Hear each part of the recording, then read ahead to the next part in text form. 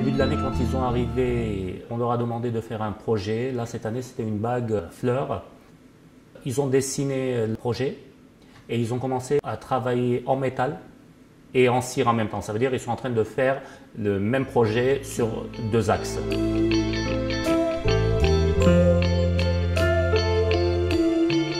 Donc on pouvait partir sur une vraie fleur, sur une fleur stylisée comme on voulait. C'était juste la seule contrainte avec le fait qu'il y ait plusieurs parties qui superposent. Là donc c'est la partie dessin, donc la première partie.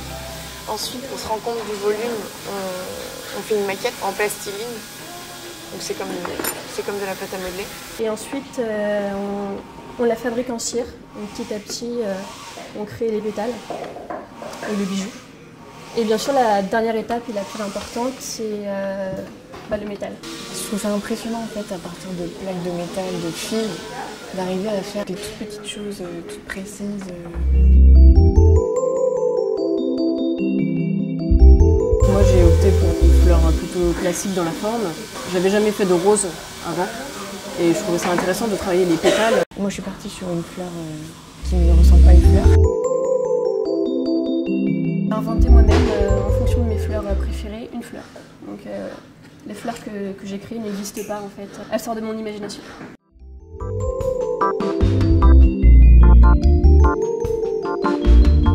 Il faut être assez habile avec ses mains. De la patience, de la rigueur. Bon, déjà, c'est un métier donc, forcément très minutieux et fastidieux. Je suis un peu perfectionniste, donc ça me correspond bien.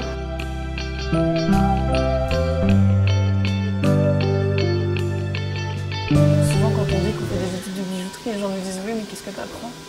Parce qu'on ne s'imagine pas que tout peut être fait à la main. C'est pas des machines qui le créent, c'est nous-mêmes.